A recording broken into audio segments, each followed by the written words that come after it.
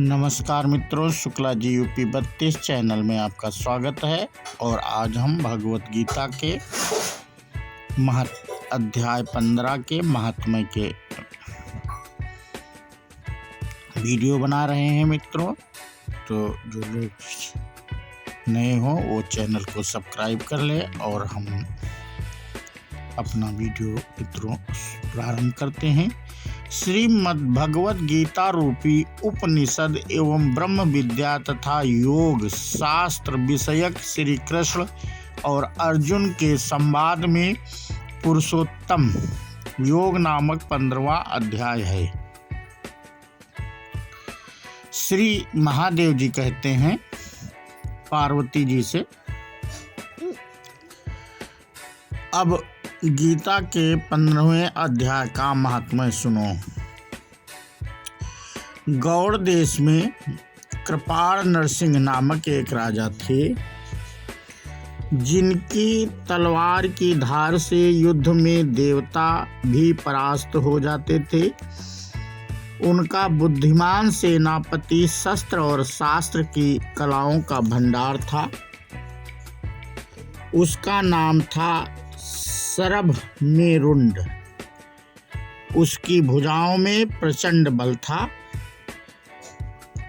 एक समय उस पापी ने राजकुमारों सहित महाराज का वध करके स्वयं ही राज्य करने का विचार किया। इस निश्चय के कुछ ही दिनों बाद वह हैजे का शिकार होकर मर गया। थोड़े समय में वह परमात्मा पापात्मा अपने पूर्व कर्म के कारण सिंधु देश में एक तेजस्वी घोड़ा हुआ। उसका पेट सटा हुआ था।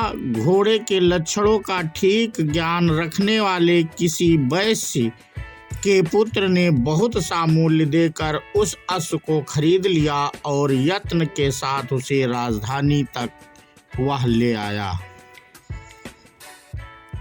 वैश्य कुमार वह अश्व राजा को देने को लाया था। यद्यपि राजा उस वैश्य कुमार से परिचित थे, तथापि द्वारपाल ने जाकर उसके आगमन की सूचना दी। राजा ने पूछा, किस लिए आए हो? तब उसने स्पष्ट शब्दों में उत्तर दिया, देव, सिंधु देश में एक उत्तम लक्षणों से संपन्न अश्व था, जिसे तीनों लोकों का एक रत्न समझकर मैंने बहुत सा मूल्य देकर खरीद लिया है। राजा ने आज्ञा दी, उस अश्व को यहाँ ले आओ। वास्तव में वह घोड़ा गुणों में उच्च श्रवा के समान था। सुंदर रूप का तो मानो घर ही था। शुभ लक्षणों का समुद्र जान पड़ता था। वैश्य घोड़ा ले आया और राजा ने उसे देखा। अश्व का लक्षण जानने वाले अमात्यों ने इसकी बड़ी प्रशंसा की। सुनकर राजा अपार आनंद में निमग्न हो गए और उन्होंने वैश्य को मुँह मांगा स्वर्ण देकर तुरंत ही उस अश्व को खरीद लिया। कुछ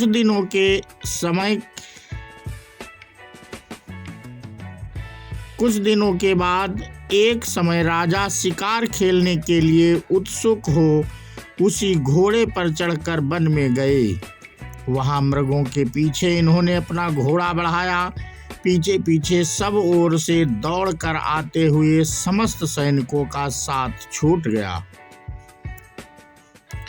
कुछ दिनों के बाद एक समय राजा वे हिरणों द्वारा आकृष्ट होकर बहुत दूर निकल गए।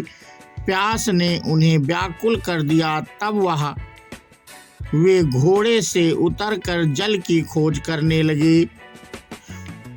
घोड़े को तो उन्होंने वृक्ष की डाली में बांध दिया और स्वयं एक चट्टान पर चढ़ने लगे।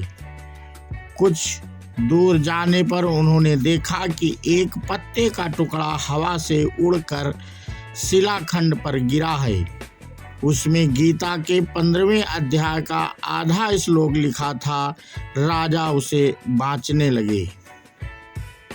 उनके मुख से गीता के अक्षर सुनकर घोड़ा तुरंत गिर पड़ा और अश्व शरीर को छोड़कर तुरंत ही दिव्य विमान पर बैठकर वह स्वर्गलोक को चला गया।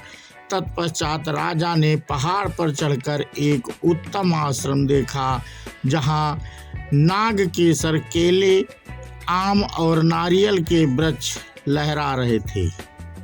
आश्रम के भीतर एक ब्राह्मण बैठे हुए थे जो संसार की वासनाओं से मुक्त थे।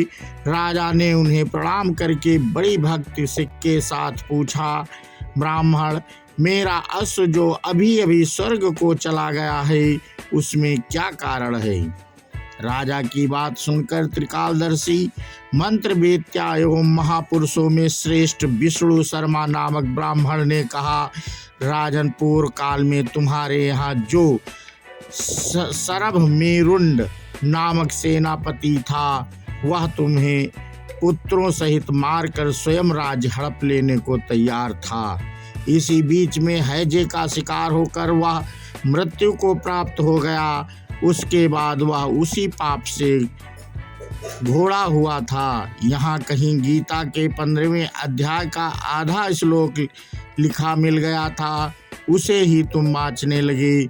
उसी को तुम्हारे मुख से सुनकर वह अश्व स्वर्ग को प्राप्त हुआ है। तदनंतर राजा के पार्श्ववर्ती सैनिक उन्हें ढूंढते हुए वहां पहुंचे।